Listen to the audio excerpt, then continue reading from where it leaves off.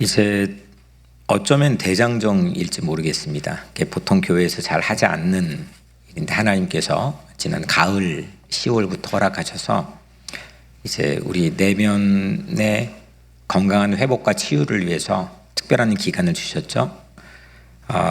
이를 위해서 그동안 4개의 우리 내면의 상처들을 이렇게 보편적으로 가장 사람들이 아파하는 부분이겠다라고 하는 부분들을 전문가들이 도움을 받아가지고 만들어진 4개의 상처들을 짚어왔습니다.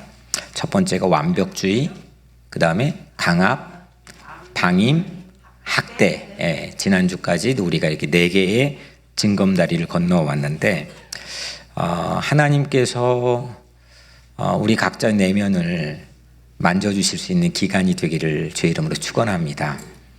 이게 상처를 대면한다는 게 쉽지 않는 거죠. 마치 제 느낌은 수술을 하는 기간인 것 같습니다. 수술 좋아할 사람은 없잖아요. 하지만 수술을 하지 않으면 회복하고 건강한 삶으로 일상에 복귀하는 건 어려운 일이잖아요. 특별 기간으로 하나님께서 우리에게 주신 이 힐링의 시즌을 통해서 하나님께서 여러분들의 모두를 만져주시기를 주의 이름으로 축복합니다. 오늘 다음 주일 거절이라고 하는 주제로 마지막 살펴볼 텐데 여러분들 혹시 거절 받아보셨나요? 그죠? 거절 안 받아본 분 없겠죠? 어린 시절부터 지금 최근에도 아니면 지금 우리의 삶의 중심적인 주제일 수도 있겠고요. 거절 받으면 기분이 어떻습니까? 몹시 안 좋죠. 좀 뻘쭘하죠. 그러니까 좀 어색하고 어떻게 해야지 하고 난감해질 수 있는 상황입니다. 근데 거절을 그 상대는 나에게 한 건 아닌데 내가 그 거절을 거절로 받아들일 수도 있는 거고 또 마땅한 그 거절의 상황에서 내 거절감을 느낄 수도 있는 거죠. 저도 목회하면서 다양한 사람들이 우리 교회 안에 계시잖아요. 저도 피치 못하게 여러분들 마음속에 혹이나 거절감을 드린 그런 여러분들의 마음이 혹 경험이 있다면 또 이 자리를 빌어서 먼저 하나님 앞에서 또 여러분들에게 죄송한 마음 구하고 피차간에 여러분들이 가정이든 또 교회든 아니면 세상 살아가는 일터에서건 우리 각자의 삶에 거절감이라고 하는 주제를 가지고 우리가 내 내면을 들여다보고 혹 내 마음속에 거절감으로 인한 상처가 있다면 꺼내어 대면하고 또 하나님께서 만져주셔서 회복하고 치유하고 그런 놀라운 기적이 우리 꼭 삶에 있게 되기를 주의 이름으로 축원합니다. 거절이라고 하는 거는 굳이 설명하지 않아도 다 알지만 우리 지난 주중의 강의를 꺼내와서 거절에 대한 정의를 좀 하자면 상대의 필요나 요구 또 욕구를 무시하거나 응답하지 않거나 부정하는 태도를 거절이라고 합니다. 좀 보다 강력한 거절은 아예 상대의 존재 자체를 인정하지 않는 거, 상대 존재 자체를 지우는 거예요. 부정하는 겁니다. 아주 강력한 거절이죠. 거절 안에는 이런 부정적 거절도 있습니다.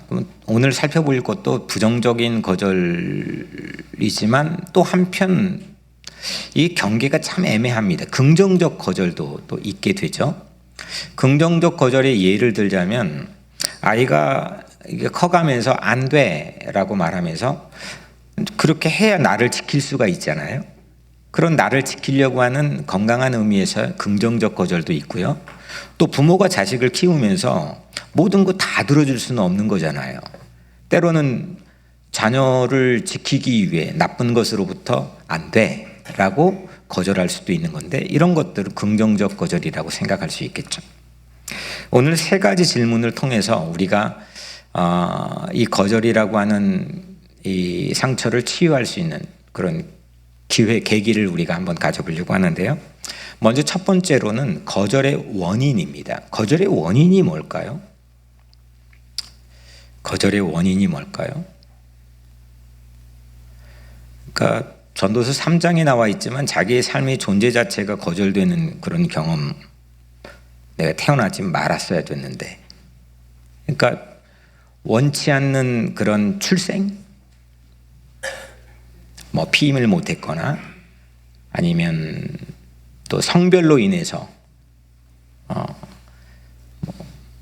차라리 안 났으면 좋았을 텐데라는 이야기를 내가 들었거나, 또 성장하면서 우리가 가지는 어떤 거절에 대한 경험들 뭐 많이 있겠죠.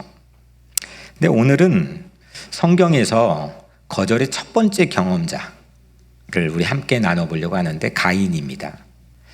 가인은 마치 이 거절 경험의 심벌처럼 우리가 생각해 볼 수가 있겠죠. 가인은 누구에게 거절받았습니까? 그렇죠. 하나님에게 거절받았어요. 그가 예배를, 오늘식으로 말하자면 예배를 드렸는데 하나님이 안 받아주신 거죠. 오늘 우리가 한 절 읽었지만 5절입니다. 가인과 그 재물은 받지 아니하신지라. 안 받으셨어요.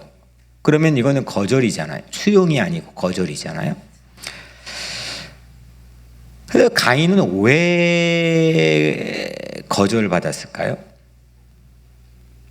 우리 각자의 삶의 거절을 대면하는 건, 거절의 원인이 뭔지를 파악하는 건 상당히 첫걸음으로 중요한 건데, 가인도 마찬가지입니다. 왜 거절을 받았을까요? 네? 그쵸. 예물 때문에. 그쵸. 전통적으로 우리 권사님 말씀해 주시는 것처럼 예물 때문에, 저도 어릴 때부터 그게 상당히 중요한 이유로, 하나님께서 가인의 예비를 받지 않는 중요한 이유로 생각을 해왔죠. 두 가지 정도로 생각해 볼 수가 있는데, 먼저 첫 번째로는 가인이 정성이 부족했다는 거예요. 정성이. 그 근거는 4절인데, 양의 첫 새끼와 그 기름으로 드렸더니, 그 누가 드린 거죠? 아벨이 드린 거, 동생이 드린 건데 양의 첫 새끼예요. 첫 하면 뭐예요? 정성이 좀 느껴지는 거잖아요. 낳자마자 첫 번째 있는 것 하나님이 드렸다는 거죠. First born. 그러니까 이거를 우리는 아벨의 정성으로 이해할 수 있죠. 그렇다면 좀 물어볼 수 있을 것 같아요. 그러면 성경에 가인의 정성이 없었다, 부족했다라고 하는 말씀이 있나요, 없나요? 없어요. 아벨은 충분히 그 드린 정성이 있었다라고 우리가 생각해 볼 여지와 근거가 있지만, 가인은 그렇다고 정성이 없었다, 부족했다라는 성경의 말씀은 전혀 없는데, 이걸 가지고 가인까지 싸잡아서 매도한다는 건 좀 가혹하지 않습니까? 근거가. 두 번째로는 예물의 종류입니다. 예물의 종류가 거절 사유라고 생각을 많이들 합니다. 왜냐하면 아벨은 뭘 드렸어요? 양의 기름을 드렸고, 가인은요? 곡식, 그러니까 농사하는 자였기 때문에 농산물을, 곡식을 드렸단 말이에요.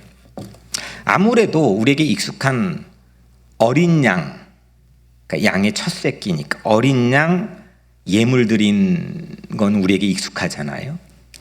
그 어린 양 예물의 시족격인 아벨에게 우리의 마음이 좀 기울기가 쉽잖아요. 그러면 또 묻겠습니다. 하나님께서는 농작물을 싫어하실까요? 하나님은 육식을 좋아하고 채식은 싫어하셔? 하나님은 달러를 좋아하고 원하는 싫어하십니까? 그 예물의 종류에 드린다. 레위기 6장에 보면 이 5대 기본 제사가 소개가 되는데, 그 중에 중요한 제사가 소제인데, 소제는 곡식을 빻아가지고 고운 곡식의 가루로 예물을 드리는 거예요. 하나님은 농작물도 받으셨단 말이에요. 짐승을 키우는 건 유목문화에서 있는 일입니다. 이스라엘 백성들은 본래는 유목문화를 가졌죠. 여기에 텐트 치고 목초지가 좋으면 여기에서 양을 기르고 먹이를 먹게 하고, 또 이동을 해요. 목토지가 좋은 곳으로. 시즌에 따라서. 지난주도 요셉 우리 이야기 보지 않았습니까? 근데 하나님께서 이스라엘 백성을 약속의 땅으로 인도했죠. 거기에서는 정착해 살았어요. 한 곳에서 계속 사니까 시즌이 바뀌어도, 계절이 바뀌어도 씨 뿌리고 또 수확하고 그걸 남으면 잉여 농산물들을 저장하는 문화를 갖게 되고, 이게 우리 임성준 장로님이 일하는 뱅크의 시조가 되는 거죠. 정착하는 공간부터 은행이라고 하는, 그러니까 저장의 필요가 생기는 거죠. 하나님께서는 유목문화, 이 짐승을 기른 유목문화를 좋아하고 정착문화인 농작물을 싫어하시느냐? 그렇지 않으시거든요. 하나님의 파이널 골은 이스라엘 백성들을 정착문화로 이끄는 거였단 말이에요. 그래서 이런 이유들로 볼 때 하나님은 정성이나 아니면 예물의 종류를 가지고 가인을 거절했다고 하는 걸 성서에 있는 근거로 찾기는 어려워요. 그잖아요. 하나님은 왜 가인을 거절했을까요? 오늘 읽은 말씀을 포함해서 그 전절인 4절 하반절부터 5절까지 읽어보면 여호와께서 아벨과 그의 제물은 받으셨으나 가인과 그 제물은 받지 아니하신지라. 뭘 받았고 뭘 받지 않았나요? 아벨과 그 제물은 받았고 가인과 그 제물은 받지 않았어요. 제물에 뭐가 따라가냐면 제물을 드린 사람의 이름이 따라갔어요. 상당히 중요한 얘기입니다. 왜냐하면 이 말은 제물을 바친 가인의 삶이 거절의 사유가 되었다는 거죠. 마태복음 5장 23절 24절에 산상수훈이죠. 예수님께서 이런 말씀을 합니다. 예물을 제단에 드리려다가 거기에서 네 형제에게 원망 들을 만한 일이 생각나거든 예물을 제단 앞에 두고 먼저 가서 형제와 화목하고 그 후에 와서 예물을 드리라. 아멘? 예수님이 해주신 말씀인데 이건 예물 따로 예물 드린 사람 따로가 될 수 있나요?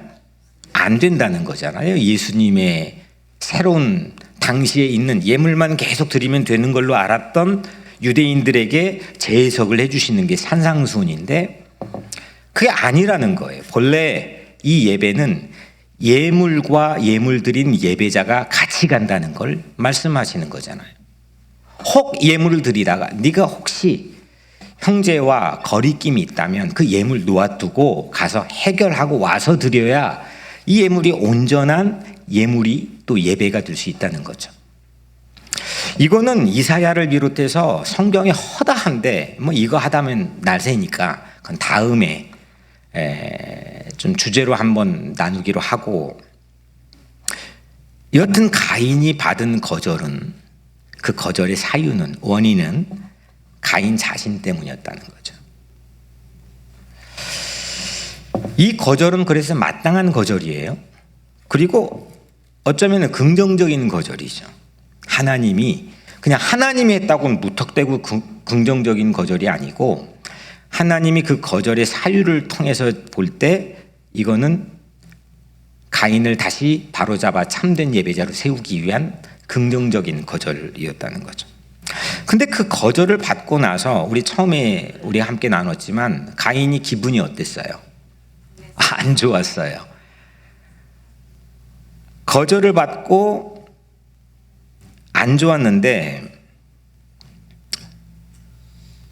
그 안색이 변했다 그랬어요. 안색이 변하고 난 다음에 그 변한 안색의 가인에게 하나님이 이렇게 말씀해요. 7절에 네가 선을 행하면 어찌 낯을 들지 못하겠느냐. 그러니까 이건 아벨을 살해하기 전이거든요. 그러니까 이미 가인에겐 선이 없었다는 거죠. 이게 재물 문제가 아니고, 이 거절 사유가 되는 건 재물 문제가 아니고 가인 문제였다는 하나의 결정적 근거가 되는 거죠. 물론 우리는 이렇게 긍정적이고 마땅한 거절도 있겠지만 불합리하게 세상에 살면서도 받는 거절들도 많이 있어요. 지난 책에서 봤지만 가장 강력한 거절은 존재 자체가 부정되는 거고, 하여튼 고아원으로 보내지는, 그걸 가장 강력한 거절의 사유로 얘기했는데 가장 강력한 거절로 이제 그렇게 얘기했죠. 근데 어떤 이유에서건 거절감이라고 하는 거는 안 좋은 결과를 초래해요. 뭔지 알겠는데 저 봐주세요. 거절감이란 거는 안 좋은 결과를 만들어서 우리를 자꾸 드라이빙해서 이끌고 가요. 그게 긍정적 거절이건 안 좋은 부정적 거절이건, 내가 거절감을 느꼈다라고 하는 상황을 전제로 생각해 볼 때 그 거절감은 나를 좋지 못한 결과를 초래하는 것으로 데리고 간다는 거죠. 그래서 두 번째 우린 질문을 해볼 수 있는데, 거절의 핵심 감정은 무엇일까요? 거절의 핵심 감정은 무엇일까요? 우리 지난 강의 때 배웠던 주요한 핵심 감정, 거절받은 사람이 가지는 핵심 감정, 공통적인 핵심 감정 두 가지는 두려움과 분노예요. 그럼 거절을 받으면 두려워지고, 또 거절받을 거에 대한 두려움이 내 안에 상존하게 되고, 또 화가 난다는 거죠. 분노가 일어난다는 거예요. 가인이 거절받은 직후를 한번 볼까요? 5절에 가인과 그의 재물은 받지 아니하신지라 가인이 몹시 분하여 안색이 변하니. 가인이 분노했어요. 그것도 몹시 화가 났어요. 얼굴색이 바뀌었어요. 얼굴의 근육이 굳어지고 색이 바뀌었어요. 지난 강의했던 그 책에 보면 이 분노, 거절감에서 오는 이 분노는 자신 스스로에게나 타인에게 해가 될 수 있는 행동을 통제하지 못한다는 거예요. 그래서 충동 조절 장애를 일으킨다는 거죠. 이게 조금 잘하면 분노 조절 장애가 일어나고, 이게 조금 극단적으로 잘하면 사이코패스가 된다는, 이게 길이라는 걸 이제 그 책에서는 이야기를 해요. 근데 사이코패스까지 가는 사람들이야 우리 교회에 없다 생각하지만, 이 충동 조절 장애는 적지 않게 우리 각자의 삶에서 일어날 수 있다고 생각해요. 세 가지 단계로 이 충동 조절 장애는 일어나는데, 첫 번째 1단계는 충동이 뭡니까? 뭐가 확 하고 화가 났거나 두려울 때 내가 생각나는 충동이 있는 거죠. 근데 그건 아직 행동으로 옮겨지기 전이에요. 이 충동이 행동으로 옮겨지기 전에는 긴장을 느끼고 각성을 해요. 오늘 가인은 얼굴색이 바뀌었죠. 얼굴의 근육이 바뀌었어요. 그리고 충동이 행동으로 옮겨져 행동할 때는 쾌감을 경험해요. 자기 방어 기제가 된다는 거죠. 그리고 마지막 세 번째 충동을 행동한 후에는 죄책감, 후회, 자기 비난에 시달려요. 그러니까 긴장하고 쾌감을 느끼고 후회하게 되는, 이게 충동 조절 장애가 가지는 안 좋은 사이클이라는 거죠. 오늘 가인은 거절당했고 그다음 몹시 분노했어요. 얼굴 색이 바뀌었어요. 충동을 느꼈어요. 근데 충동이 그만 마음에 있던 충동이 행동으로 옮겨지죠. 물론 다 모든 사람들의 경우에 충동이 행동으로 옮겨지지는 않아요. 근데 이게 행동으로 옮겨지면 이게 또 혹 이 사이클이 반복이 되면 본인도 피곤하고 주변이 어려워져요. 이걸 차단하는 방파제를 세워야 되는 거죠. 오늘 8절에 가인이 그의 아우 아벨에게 말하고 그들이 들에 있을 때에 가인이 그의 아우 아벨을 쳐 죽이니라. 어떻게 됐어요? 충동이 행동으로 옮겨져 버렸어요. 이 8절에 있는 말씀, 가인이 그의 아우 아벨에게 말하고, 이 말하고 앞에 아마 여러분들 가지는 모든 성경에 사라고 적혀 있을 가능성이 많아요. 그리고 오른쪽 하단에 작은 글씨로 사 이렇게 써 있어요. 고대 역본들에 의하면 우리가 들로 나가자가 있음. 그러니까 다른 그 성경 다 이게 사본들을 가지고 이제 성경을 만든 건데 다른 많은 고대 사본들에는 이 말도 들어가 있다는 거예요. 우리가 들로 나가자. 그러니까 뭘 말을 했는지를 우리는 짐작해 볼 수가 있는 거죠. 가인이 아벨에게 들에 있을 때 그냥 그렇게 한 게 아니고 말을 한 거예요. 우리 들로 가자라고 유인한 거죠.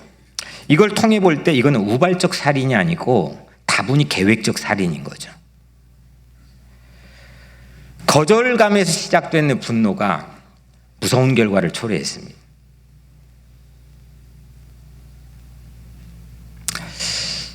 이런 일들이 우리에게도 일어날 수 있는 거죠. 또 일어났을 수도 있는 거죠. 일어난 걸 어떻게 합니까? 하나님께서 오늘 우리 각자의 삶에 이 이슈를 던져준 거는 나를 불편하게 하기 위함이 아니고 일어난 걸 어떻게 해요? 제가 어린 시절에 그냥 거절 그런 생각할 겨를도 없었죠. 그냥 그렇게 경험했으면 so what? 이미 지나간 일인데. 보다 더 나은 어제보다 나은 오늘 내일을 살게 하기 위해 하나님 만져주시려고 내가 거절감에서 오는 분노나 두려움으로 인해서 혹 내 마음속에 반복되는 이 사이클이 있다면 꺼내어서 치료해 주시려고 하나님 오늘 보게 하시는 거라고 생각해요. 오늘 여러분들이 다 치유되기를 간절히 축원해요. 그리고 이 분노가 이제 분노로 인해 살해를 충동을 어떻게 해서 행동으로 옮겼잖아요. 근데 이 거절감에서 비롯된 분노가 무슨 감정으로 바뀌냐면 두 가지 핵심 감정 중에 하나인 두려움으로 바뀌어요. 그 근거가 공교롭게도 이 가인에게 다 나와 있는데 같은 장 14절에 보면 주께서 오늘 이 지면에서 나를 쫓아내시온즉 내가 주의 낯을 배웁지 못하리니 내가 땅에서 피하며 유리하는 자가 될지라 물은 나를 만나는 자마다 나를 죽이겠나이다. 어떤 말인지 아시겠죠? 처음엔 하나님이 야, 네 아우 아벨 어디 있어? 네 동생 어디 있어? 하니까 시치미를 뚝 뗐죠. 내가 내 아우를 지키는 자니까. 근데 결국은 자기가 살인을 했다는 자백을 하게 되죠. 하나님이 벌을 내려요. 어떤 벌이냐? 유리하는 자, 원더럴, 방황하는 자가 되라.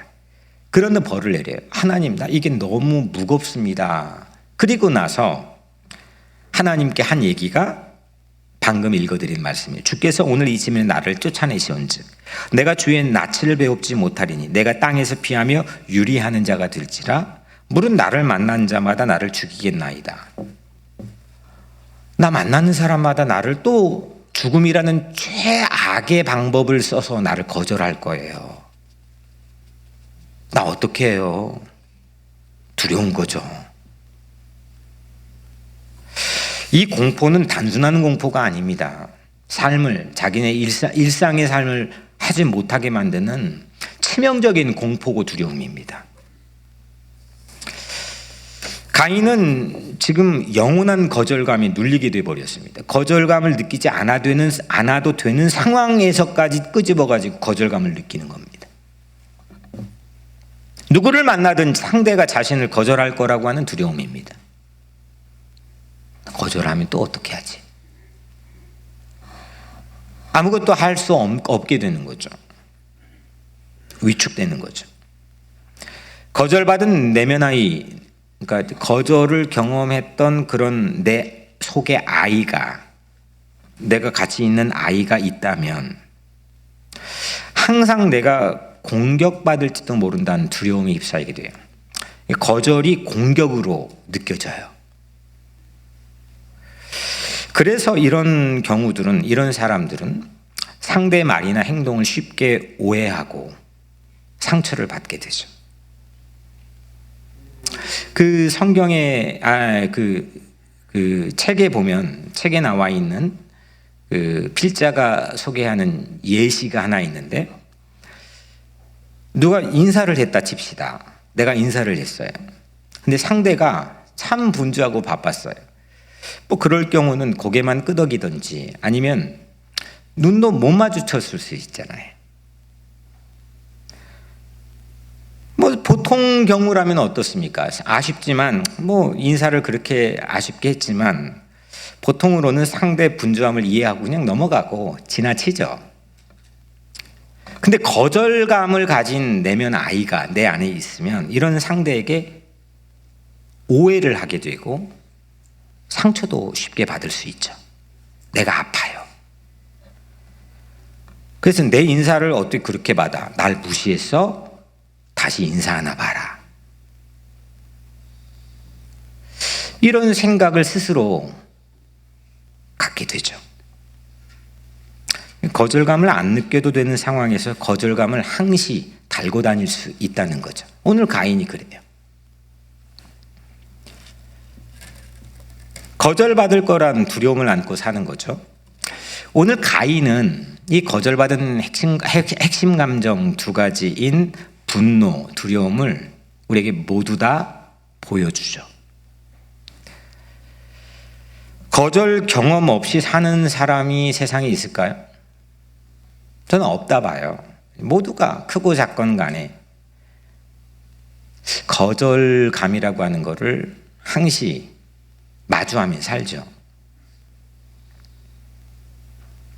그런데 나도 모르게 내가 인식하지 못하는 사이에 다 컸는데, 난 어른인데 내 안에 거절을 받았던 아이가, 성인 아이가 내 안에 살고 있을 수 있다는 게 전문가들이 다 공통적인 관찰입니다.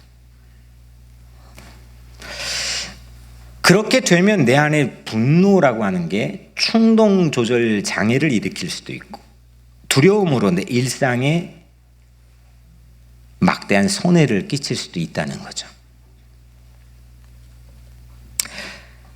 하나님께서 우리 각자 안에 혹 그런 거절감을 받은 성인 아이가, 내면 아이가 있다면 그 분노와 그 두려움을 오늘 지금 치유하고 만져주시기를 주의 이름으로 축원합니다. 마지막으로 그러면 어떻게 합니까? 지금 가인이 그 두려운데, 하나님 나 어떻게 해요? 무서워요. 나 어떻게 살아가요? 그 세 번째 질문은 거절받은 내 속의 분노와 두려움을 어떻게 치유할 수 있습니까? 이거 어떻게 처리해야 됩니까? 애착 이론이라고 하는 게 있는데, attachment theory. 이건 뭐냐면 애착이 뭡니까? 붙어 있다는 거잖아요. 그러니까 애정적 유대를 가지고 있는 애착의 대상. 바꿔 말하면 보호자?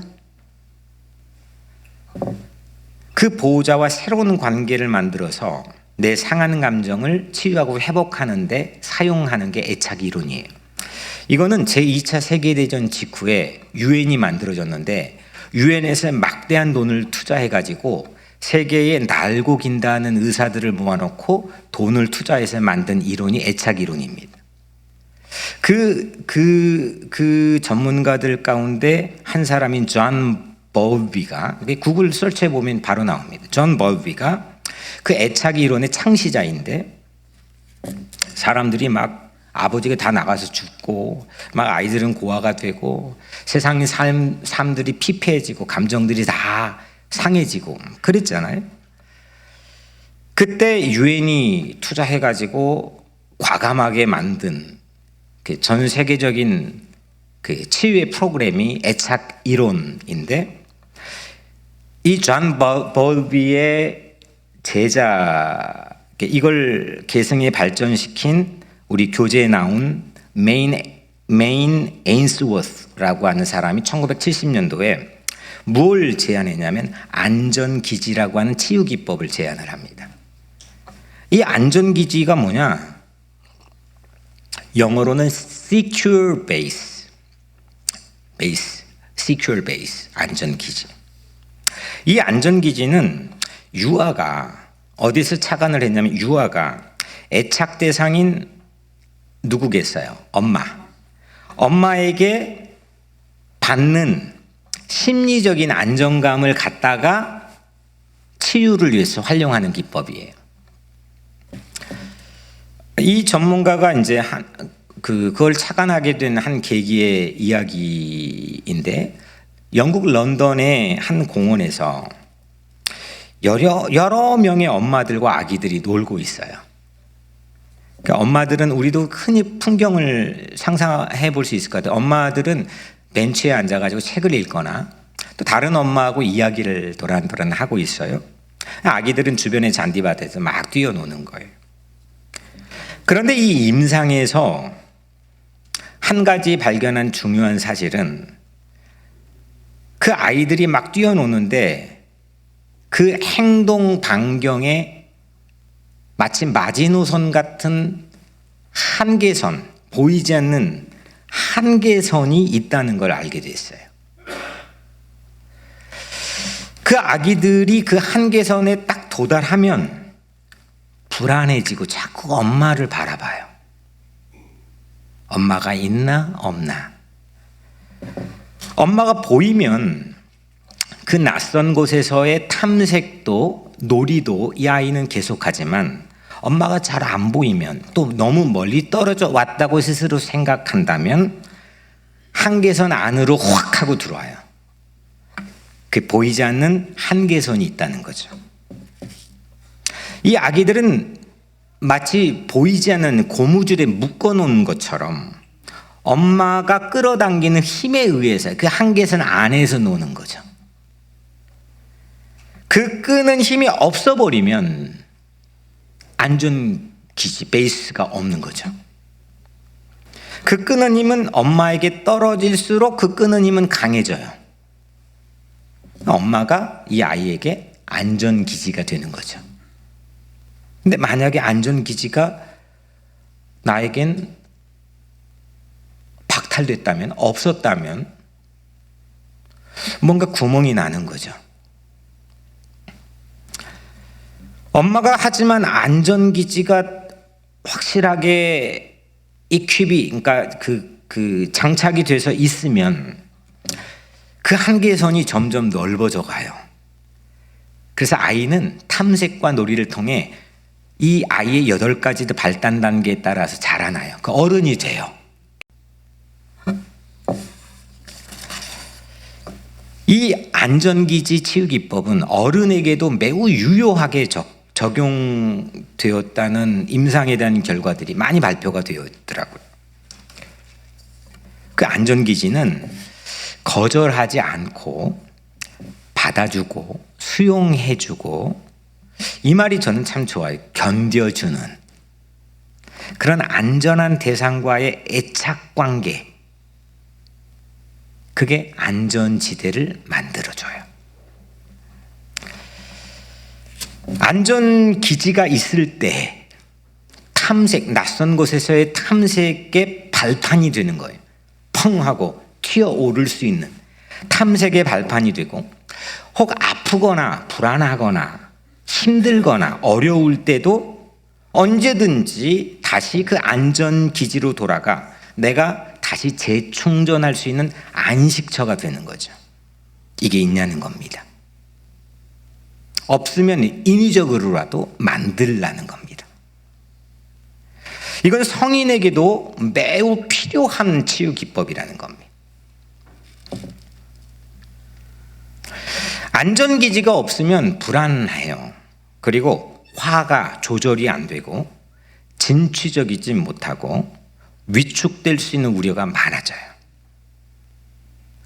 저는 여러분들에게 도전하고 싶어요. 가정을 여러분들은 어떻게 생각할지는 모르겠지만 여러분들의 각 가정이 안전기지가 되는 것을 포기하지 않았으면 좋겠어요.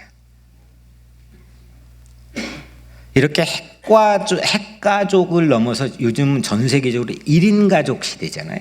한국의 30몇 %가 1인 가족 시대라는데,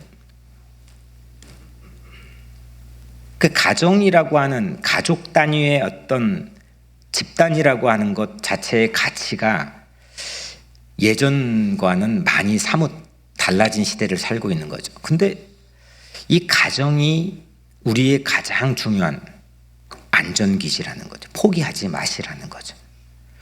교회보다도 먼저 하나님은 가정을 세우셨잖아요. 여러분들의 각 가정이 안전기지가 되기를 주의 이름으로 축원합니다. 그리고 교회도, 우리 지금 섬기고 오늘 앉아있는 이 교회도 내 삶의 안전기지라고 하는 것을 우리가 명심했으면 좋겠어요. 지난주 우리 설날 맞이 윷놀이 했잖아요. 저 윷놀이 하면서 저 여명울에 그 강대상이 있는 데서 그 우리 임성준 장로님 막내 다운이하고 놀았어요. 보미가 붙어요. 우리 최석훈 집사님 딸 보미가 또 붙어요. 근데 맨 처음엔 이 다운이가 내 무릎에서 벗어나질 않아요. 계속 나를 보고 쑥스러워서 고개를 숙였다가, 근데 조금 이제 익숙해지니까 이 아이가 바로 옆으로 자기가 내려가요. 그리고 조금 시간이 흐르니까 조금 뛰어가요. 아빠가 있는 쪽으로 가더라고. 그러다가 다시 저한테 훅 와요. 이 아이에게는 성직자가 안전기지가 될 수 있다. 그러니까 뭐 내가 성직자인지 아닌지 알 길이 없겠지만 저라는 존재 자체가 그 아이에겐 홈베이스, 시큐어 베이스가 되는 경험을 한 거죠. 교회가 여러분들 각자의 삶에 어떤 의미와 가치가 있는지는 뭐 제가 잘 알지는 못하겠지만 이 교회라고 하는 거에 한 가족으로 있는 건 여러분들이 함께 뭘 어떤 목적을 갖는 여러 가지 이유가 있겠지만 이 자리는 하나님 믿는 자리잖아요. 하나님께 예배드리고 기도하는 자리잖아요. 여기가 여러분들에게는 안전기지가 되기를 축원해요. 안전기지예요. 가장 흔들리지 않는 안전기지죠. 우리가 흔드는 거지 이 안전기지는 하나님의 교회는 흔들리지 않는 거거든요.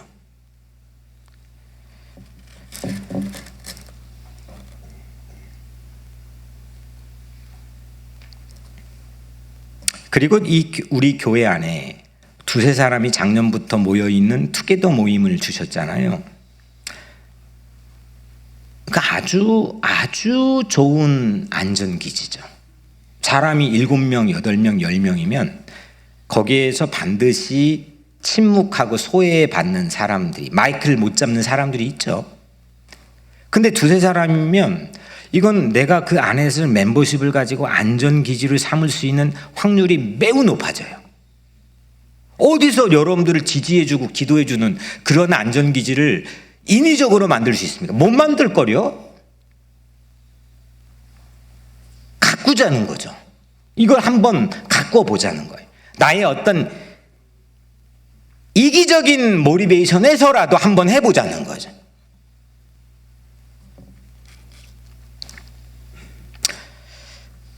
그런데 이렇게 사람이 모여있는 안전기지들, 우리는 가정이건 교회건 아니면 소그룹 모임이건 우리가 가꾸고 의미를 부여하고 그 안에서 안전기지를 새롭게 내 삶의 자리에 중심으로 구축하는 작업을 하자 그랬는데 여러분들 어떻습니까? 사람이 모여있는 곳에 완전한 안전기지가 될 수 있을까요?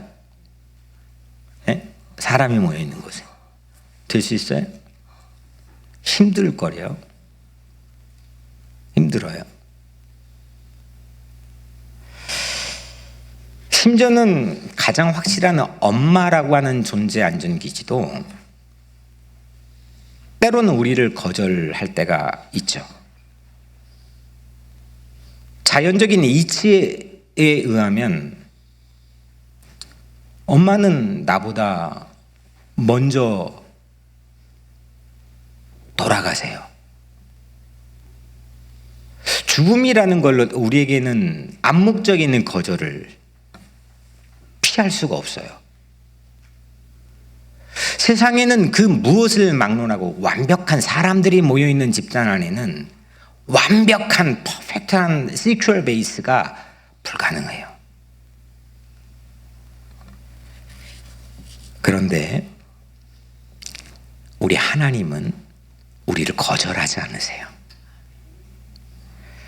우리 하나님은 우리를 받아주시고 좀 전에 말씀드린 것처럼 우리에게 견뎌주세요. 좀 실수가 있고 넘어지고 좀 뭐 하는지 모르겠다 생각이 돼도 그 자리에서 책을 읽으시던 뭘 하던 그 벤치에서 나의 안전기제 센터가 되어주세요. 하나님이세요. 아멘?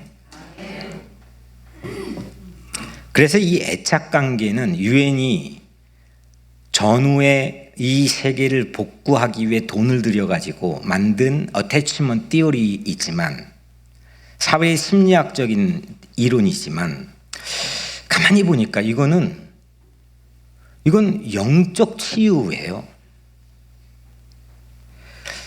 애착관계의 안전기지라는 건 사실 하나님이 나의 안전기지가 되어주신다는 것을 알게 하는 거 아니겠어요?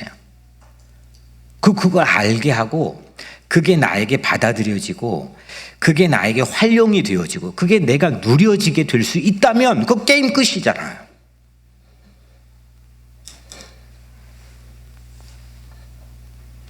하나님께서 안전기지가 되어주시면 낯선 것에도 탐색할 수 있는 사례들이 무수하게 많고요. 그로 인해서 우리의 삶의 한계선이 점점 넓어져 사람이라는 게 성장을 하게 되고요. 자라게 되고요. 어떤 불안이나 힘겨울 때도 하나님의 이 안전기지의 고무줄이 당겨서 우리를 지쳤을 때 재충전해 주잖아요. 뭐가 여러분들에게 안전기지입니까? 돈입니까? 아니면 여러분들의 욕구입니까? 여러분들의 필요입니까? 무엇입니까? 각기 다 뭔가에 삼고 있는 안전기지가 있지만 혹 그게 우상이지는 않습니까? 뭐가 여러분들의 secure base가 되고 있습니까? 오늘 가인은 마땅한 거절을 받았어요. 그 거절로 동생을 죽였어요. 그리고 자기까지 죽이게 되는 분노와 두려움이라는 좋지 못한 부정적인 감정으로 막다른 길에 섰어요. 이런 가인에게도 안전기지가 가능할까요? 이런 가인에게 안전기지가 있을 수 있을까요? 우리는 가인처럼 누구를 살해하지는, 예수님 말씀으로는 미워하는 자도 살인이라고 했지만 여하튼 물리적인 육체적인 신체적인 살인을 하지는 않았을 테니까 가인을 이 극단적인 예로 우리가 이 질문을 해보는 건 왜 우리에게 중요하냐면 치유가 과연 가능하냐에 대한 질문의 답을 내가 가지고 있냐 이거예요. 치유를 하는 것보다 더 중요한 거는 치유에 대한 가능성 여부예요. 제가 암에 걸려보니까 이게 나을 수 있는지 없는지에 대한 내 마음의 가능성 여부에 대한 생각이 중요한 거예요. 근데 사람들은 그 치유가 되는 프로세스만 생각을 하지만 제가 동생에게 너 나았어 라고 하는 거는 제가 점쟁이여서가 아니라 그 생각 자체가 우리에겐 중요하다는 거죠. 과연 이 가인에게 치유가 가능할까요? 이 정도로 지금 막다른 길목에 서버렸는데 이 안전기지가 가인에게도 과연 가능할까요? 대부분 고개를 절레절레 흔들거려. 왜냐하면 우리 각자의 사례들을 보면 나에게도 치유에 대한 확신이 없어서 그냥 그렇게 똑같이 살아가는 사람들이 대반이거든요. 그건 치유할 방법을 못 찾아서가 아니라 치유할 가능성 여부에 대한 생각 자체가 옅어진 거예요. 치유하고 싶냐 이거죠. 고쳐지고 싶냐 이거예요. 가인에게 가능할까요? 하나님은요, 이런 가인에게도 안전기지를 주세요. 놀라운 거는 오늘 15절에 여호와께서 그에게 이르시되 그렇지 아니하다. 가인을 죽이는 자는 벌을 7배나 받으리라 하시고 가인에게 표를 주사 그를 만나는 모든 사람에게서 죽임을 면하게 하시니라. 아멘. 이거 가인에게 안전기지예요, 아니에요? 안전기지. 죽임을 면하게 누가 죽일지 몰라요. 누가 나 거절할지 몰라요. 이렇게 두려움이 휩싸였던 가인에게 너 죽이면 내가 7배나 그 사람에게 할 거야. 너에게 마크, 가인의 표라고 일명 불려지는 가인의 마크를 줄 거야. 그 너는 모든 만나는 사람에게 죽임을 면하게 되는 안전기지를 갖게 될 거야. 가인에게도 하나님이 치유해 주셨다는 거예요. 그러면 우리는 그 치유의 가능성 여부에 대해서 어떻게 생각해야 되냐는 거죠. 저는 늘 이것이 믿음이라고 생각합니다. 하나님께서는 주신 가인의 표가 가인에겐 secure base가 되어준 거죠. 하나님께서 가인을 지켜주기 위해서 마크를 주셔서 누구도 가인을 거절하지 또 죽이지 못하도록 해주셨잖아요. 그렇다면 다시 처음으로 하나님께서 1차적으로 농작물 바쳐서도 아니고 정성이 없어서도 아니고 야, 너 때문이야. 너 삶을 봐. 네 안에 선이 없잖아. 해가지고 1차 거절이라고 칩시다. 1차 거절은 가인을 아예 존재 자체를 부정하거나 배제하기 위해 거절하신 거예요? 아니잖아요. 이렇게 갈 때까지 인간 말정으로 왔는데도 안전기지를 만들어주신 걸 볼 땐 하나님이 처음에 거절한 거는 아예 너 지워버릴 거야. 이게 아니고 그를 더 나은 방향으로 해주기 위해서 거절하신 거잖아요. 하나님은 가인을 거절하지 않으셨어요. 그리고 안전기지가 되어주셨어요. 저는 오늘 여러분들에게도 이 가인에게 일어난 일이 여러분들에게 일어나게 되기를 주의 이름으로 축원합니다. 성서를 보니까요, 무수한 안전지대로 꽉 차 있어요. 아브라함을 볼까요? 아브라함은 고향도 떠나고 친척도 떠나고 아비집을 떠나가지고 생판 안 가본 낯선 땅을 향해서 탐색을 하잖아요. 최초의 인물이거든요. 그리고 그가 탐색한 모든 땅들이 결국 이후의 성서의 메인 스테이지, 주요 무대가 돼요. 이야, 놀라운 일이죠. 그래서 그를 우리는 믿음의 조상이라고 불러요. 그에게 안전지대가 만들어진 직후부터 창세기 12장 1절 3절에 나와 있는 하나님이 나의 안전기지가 되어주신 직후부터 그는 이렇게 새로운 낯선 땅에 탐색을 하고 다녀요.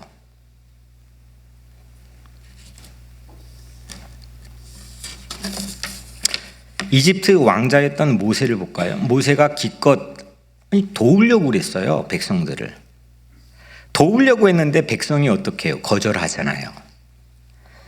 근데 그 거절당한 그 상실감, 거절감이 얼마나 컸던지 40년 동안 미디안 광야로 도망가 버렸어요. 미디안 이 광야라는 달팽이 껍질에 숨어버려요. 모세가. 그래도 왕자가.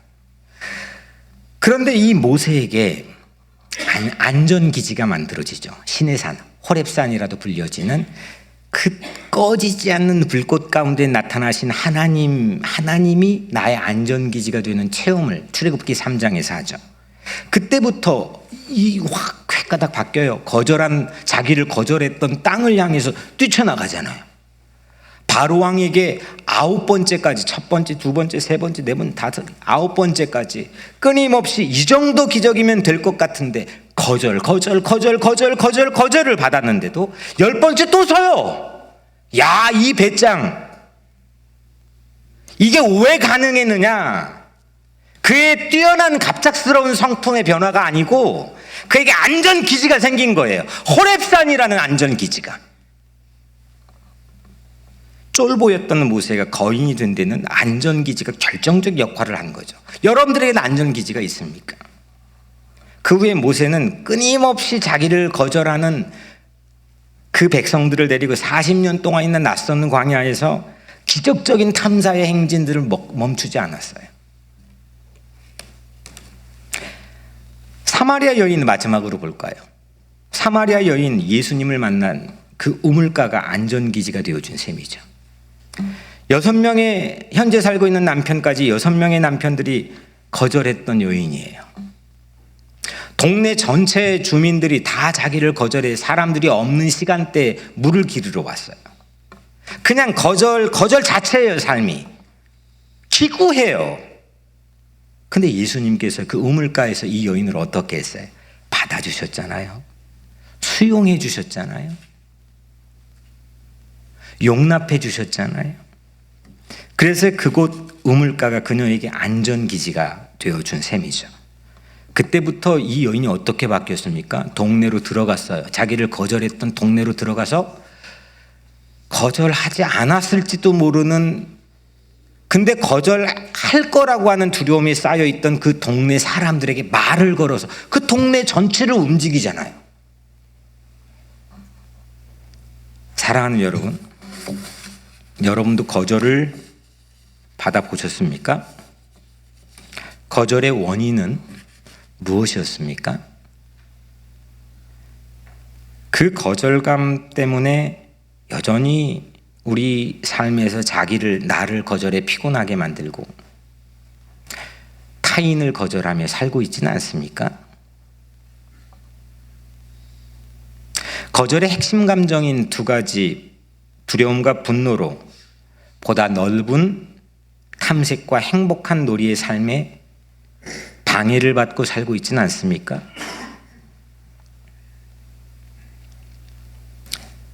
하나님을 나의 아버지 안전기지로 지금 right now 당장 받아들이시기를 권면합니다.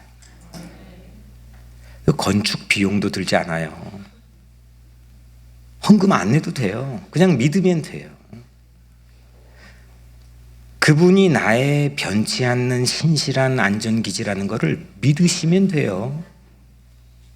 믿으시면 건축 비용도 안 든다니까요. 예수님께서 십자가의 마지막 사건에 매달려가지고 마지막 시각에 엘리 엘리 라마 사박다니 나의 하나님 어찌하여 나를 버리시나이까. 그러니까 버리셨다는 것은 거절당했다는 거잖아요. 하나님 아버지는 왜 예수님을 거절하셨을까요? 답을 아시죠? 우리를 거절치 않으시려고, 우리를 구원하시려고, 우리의 아버지로서의 영원한 안전기지가 되게 해주시려고 자기 아들을 거절했잖아요. 그걸 우리는 믿고 있잖아요.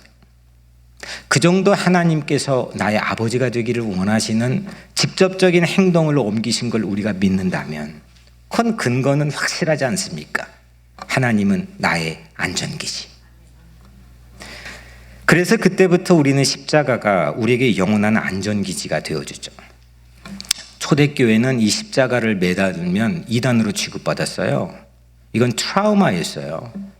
초기 교회의 기독교의 심벌은 물고기였어요. 자동차 뒤에도 이렇게 물고기 모양 있잖아요. 십자가는 이후에 그 트라우마를 깨고 이걸 전면에 내세운 후부터 기독교의 심벌이 된 거예요. 우리 각자의 삶도 그러잖아요. 나에겐 트라우마가 있잖아요. 거절을 받았건 거절을 했건, 학대를 받았건 학대를 했건, 방임을 받았건 방임을 했건, 그걸 전면에 내세워서 내 삶에 바울처럼 그 약함 가운데 강하게 역사하신 하나님을 내 안전기지 십자가로 내세우는 그런 역사가 우리 각자의 삶에 있게 되기를 주의 이름으로 축원합니다. 누구도 거절하지 않는 십자가, 누구도 배제하거나 밀어내지 않는 그 십자가가 우리의 영원한 안전기지가 되기를 축원합니다. 이 안전기지를 제가 볼 때는 가장 엄청나게 누린 한 사람 다윗의 고백을 제가 마지막으로 들려드리며 설교를 마치려고 하는데 눈을 한번 감아 보세요. 여호와는 나의 목자시니 여호와는 나의 안전기지시니 내게 부족함이 없으리로다. 그가 나를 푸른 풀밭에 누이시며 쉴 만한 물가로 인도하시는도다. 내 영혼을 소생시키시고 자기 이름을 위하여 의의 길로 인도하신도다. 내가 사망의 음침한 골짜기로 다닐지라도 해를 두려워하지 않을 것은 주께서 나와 함께 하심이라. 주의 지팡이와 막대기가 나를 안위하시나이다. 주께서 내 원수의 목전에서 내게 상을 차려주시고 기름을 내 머리에 부으셨으니 내 잔이 넘치나이다. 내 평생의 선하심과 인자하심이 반드시 나를 따르리니 내가 여호와의 집에 영원히 살리로다. 아멘.